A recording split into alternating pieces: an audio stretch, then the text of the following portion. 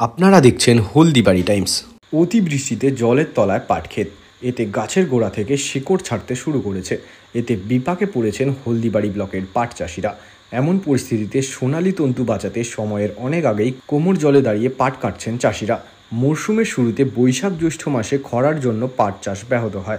একের পর এক জমির পাট ক্ষেত রোদে শুকিয়ে নষ্ট হয়। জমির ফসল বাঁচাতে অনেকেই জমিতে সেচও দেয়। তারপর ফসল কাটার আগে অতিবৃষ্টিতে ফের নষ্ট হতে বসেছে। স্থানীয় কৃষকরা জানান, প্রায় এক সপ্তাহ যাবৎ এলাকার নদীর জল বৃদ্ধি পাচ্ছে। প্রতিদিনই বৃষ্টি হচ্ছে। লাগাতার বৃষ্টিতে পাট ক্ষেতের ভেতর ঢুকে পড়ছে জল। তাই পাটের আঁশ ভালো করে না হতেই পাট কাটতে হচ্ছে।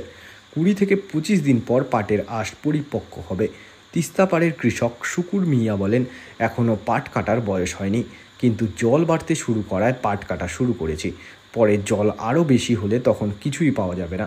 ব্লক কৃষি দপ্তরের দাবি, এবার প্রকৃতির কারণে পাট চাষের লক্ষ্যমাত্রা পূরণ সম্ভব হবে না। ইতিমধ্যে ব্লকের চাষিরা পাট কাটা শুরু করে দিয়েছেন। পাশাপাশি আমন ধান চাষের প্রস্তুতির পর্ব শুরু হয়েছে।